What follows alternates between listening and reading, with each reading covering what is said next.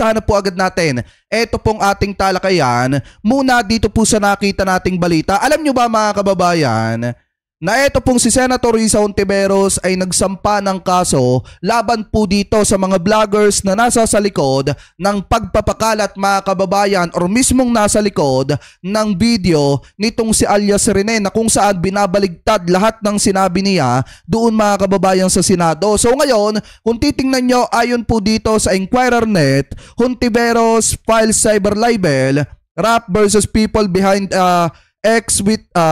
ex-witness video mga kababayan. So ito yung patungkol kay Alias Rene na kung saan mga kababayan pinapalabas nitong si Alias Rene na binayaran siya ng pera ni Senator Risa Hontiveros para lamang po idiin at idawit itong sinadating Pangulong Duterte at Vice President Sara Duterte mga kababayan patungkol dun sa ugnayan nila dito po kay Kibuloy, dun sa mga anomalya nila mga kababayan or sa buwata nila ni Kibuloy. So ngayon lahat po ng sinabing yan sa Senado ni Alias Rene bigla po niyang binawi at pinapalabas na po ngayon na binayaran po siya ng pera ni Senator Risa Hontiveros para po magsalita. So ngayon mga kababayan, sino-sino nga ba yung mga nasampahan ng kaso ni Senator Risa Hontiveros? Kung titingnan nyo po, ang mga binabanggit na pangalan dito mga kababayan, kasama pa nga sina Jay Sonsa at etong sina Crisette mga kababayan, kasama din po. So ngayon pakinggan po natin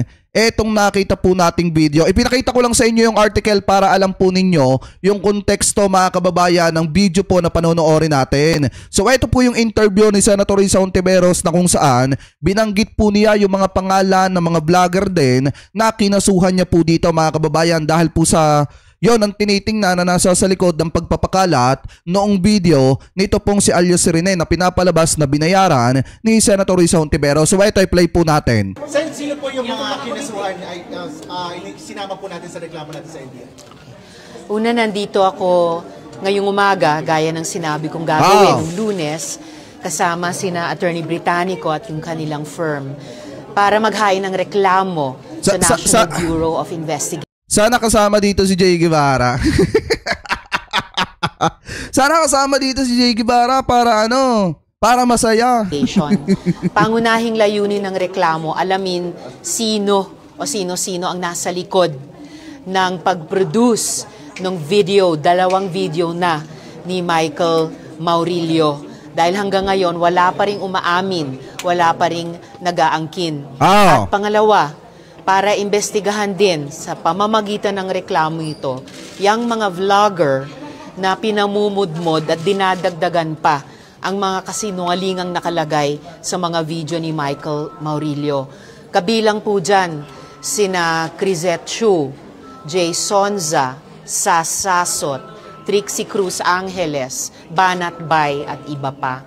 Biruin nyo mga kababayan ito kasi yung mahirap dito. Alam naman natin na itong si Atty. Trixie Angeles, abogado po yan. Alam na po niyang mali yung mga ginagawa po niya, pero ipinagpapatuloy pa rin po niya na sakyan yung mga isyo kahit hindi naman po totoo. Alam ko mga kababayan, alam ni Atty. Trixie Cruz na mali yung mga isiniwalat nitong si Alias Rene. Kasi nga naman, kung ikaw ba naman ay hindi uto-uto, manunumpa ka doon, mag-under oath ka, magsasalita ka ng mga testimonya mo patungkol sa mga nakita mo nung ikaw ay nagtatrabaho kay Kibuloy, tapos biglang babawiin mo, sino bang utu-uto mga kababayan na gagawa niya na nasa tamang pag-iisip? Na alam naman niya na pwede siyang makasuhan kapag ka binawi niya yung mga salitang binitawan po niya. At hindi rin niya naisip mga kababayan na merong mga ebidensyang hawak itong si Senator Risa Hontiveros na magpapatunay na ang unang lumapit kay Senator Risa Hontiveros ito pong si Alias Rene.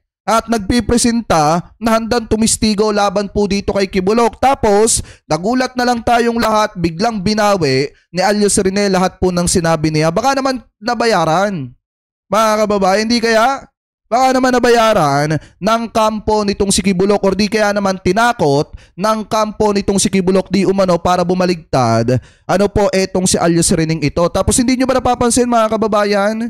Ganun na lamang kabilis yung paglipana ng mga video nitong si Alias Rene at talagang pinaghandaan po nila at inedit nila ng maayos para nang sa ganon papaniwalain ng publiko na binayaran talaga ni Senator Risa Hontiveros etong si alias Rene kahit hindi naman. Ano po ngayon, ipagpatuloy pa natin. So abangan po natin ang progress nitong investigasyon.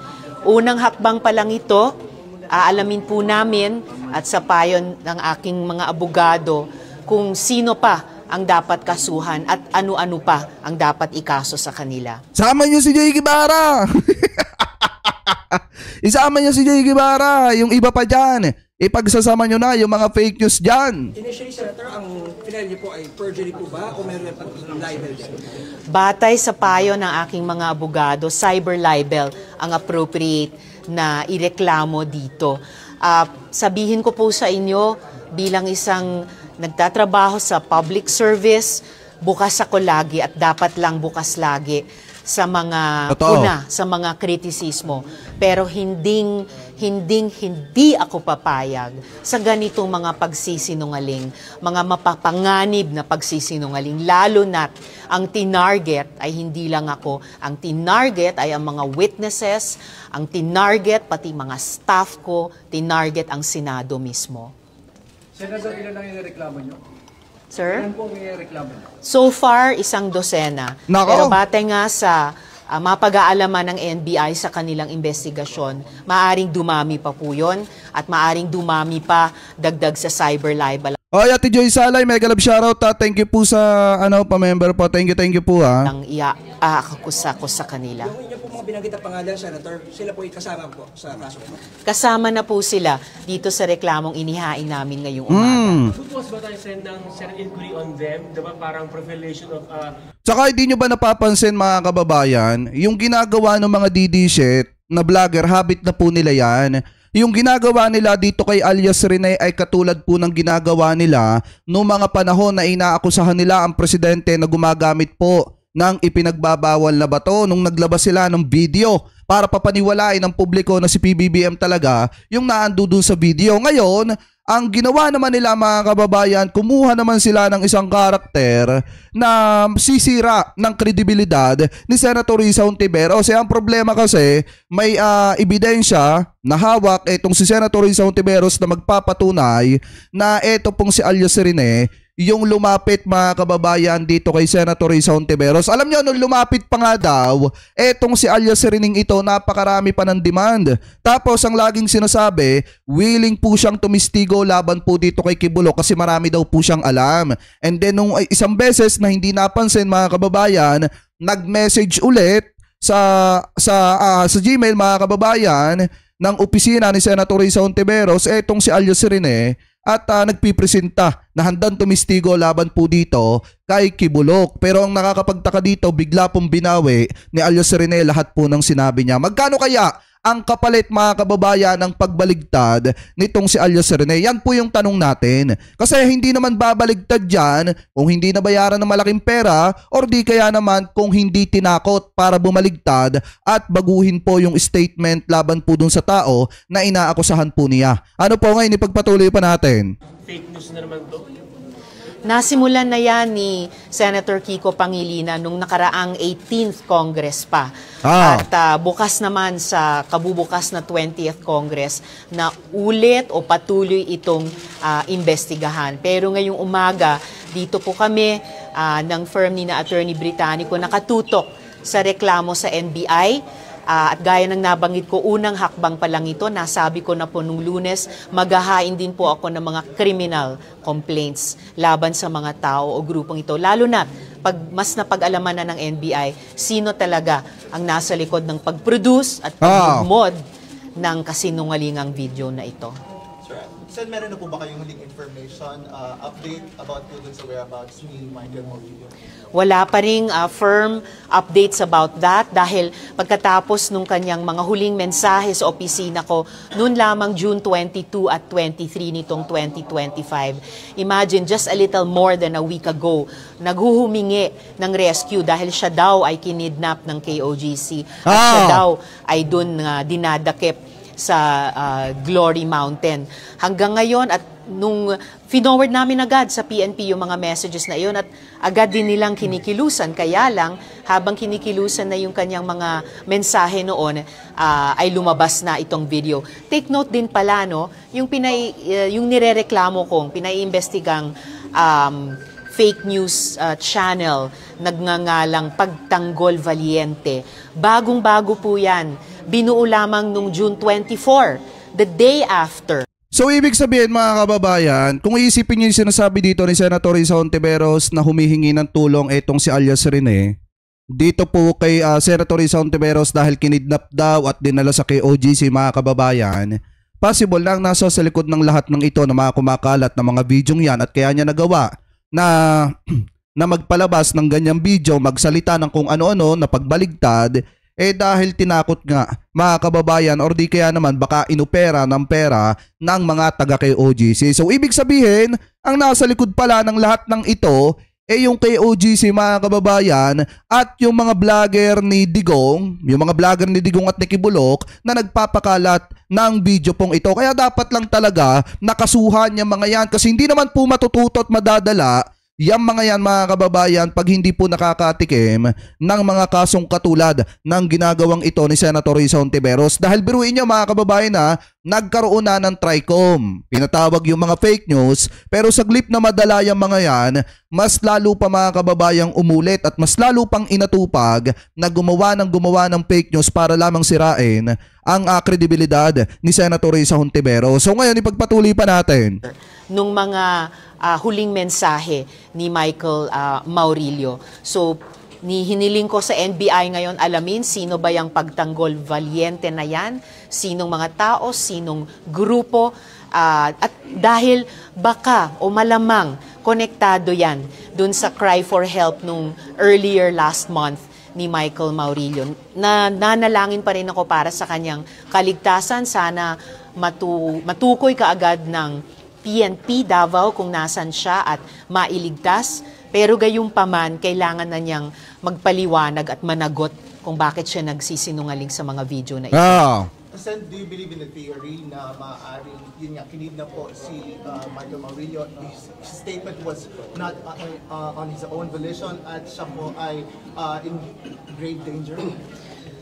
Kung kinidnap talaga si Michael Maurilio at dahil doon ay kung nasa matinding panganib siya ngayon, all the more sana ay mapasakamay na siya ng PNP para sa mailigtas sa anumang panganib na maaring pinaglalagyan niya at para din pwede siyang maimbestiga ng NBI batay dito sa reklamo ko at maging bahagi siya ng pagbuo ng kwento. Sino ba ang nasa likod nitong kampanyang ito ng pagsisinungaling, fake news, witness tampering, at saka psychological warfare. Okay.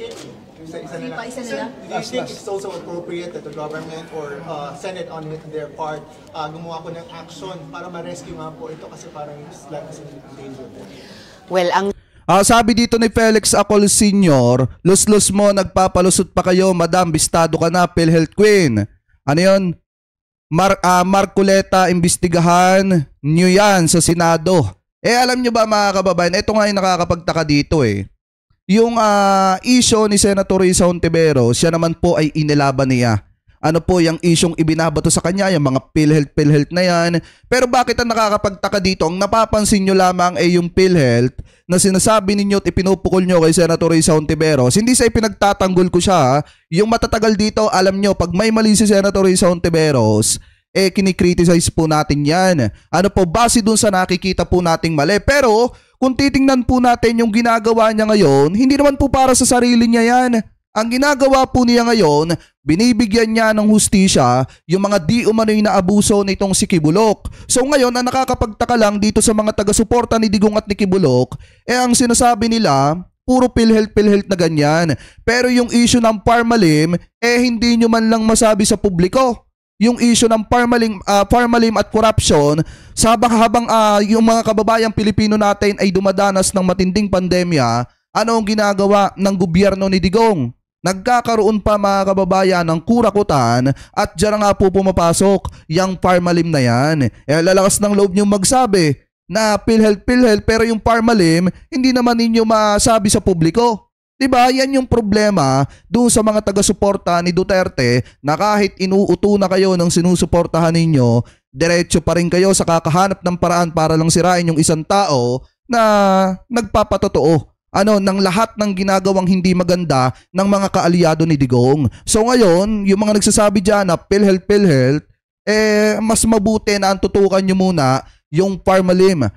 Na corruption sa panahon ni dating Pangulong Duterte. Ngayon, ipagpatuloy pa natin. Ang Senado, dahil kami po ay legislative body, hindi po namin mandato o kakayahan mag-rescue ng mga kababayan nating nasa panganib. Kaya nga po yung mga huling mensahe yon ni Michael Maurilio sa PNP Davao namin agad ibinigay para kanilang ma-aksyonan. At hanggang ngayon, inaasahan kong ma-aksyonan nila ang sitwasyon, kung ano man yon ni Michael Maurilio, at para mas mapalalim pa yung hiniling kong investigasyon ng NBI sa reklamong ito.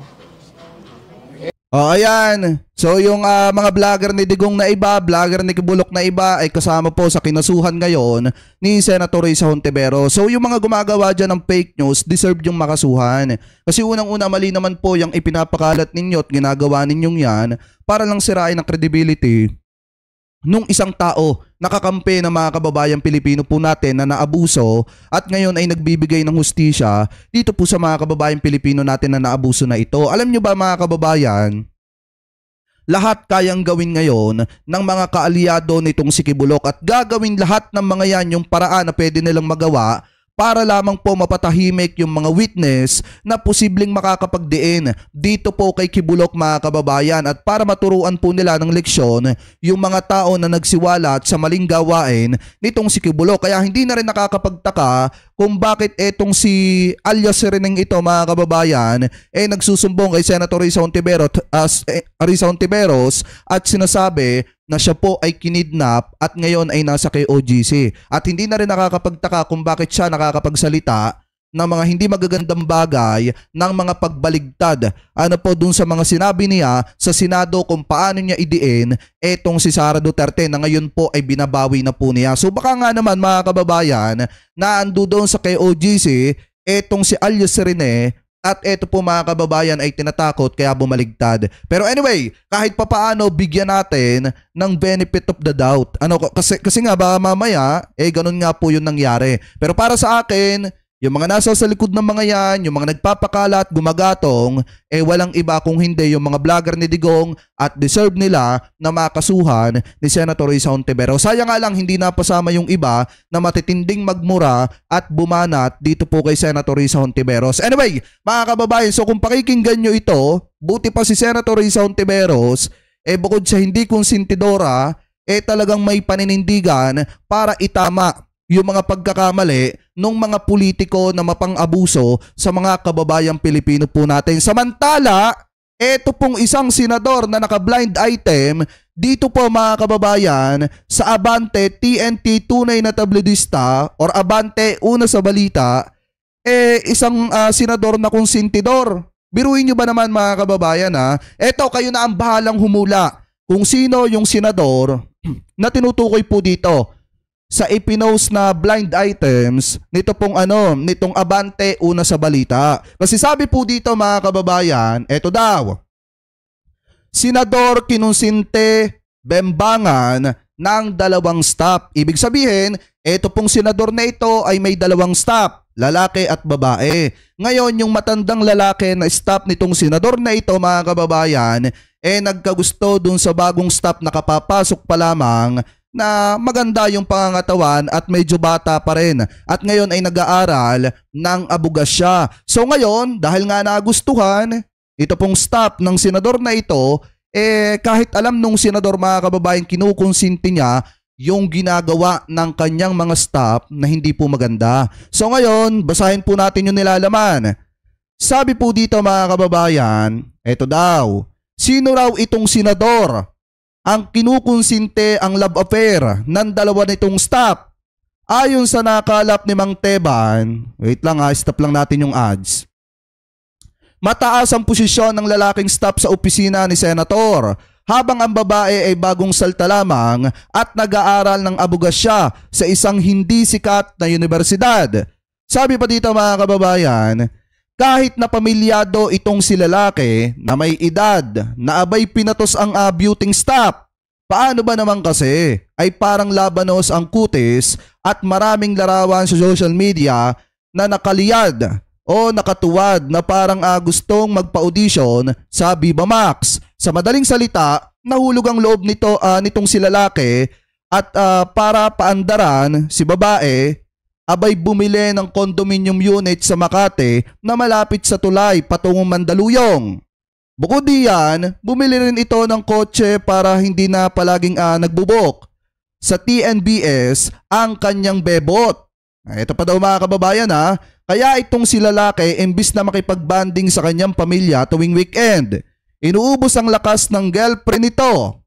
Pinapalabas lang ng staff sa kanyang SME na may pinagagawa sa kanya ang boss niyang senador, kaya palaging missing in action sa kanyang bahay. So ngayon mga kababayan, ito yung assignment ninyo sa akin mamaya.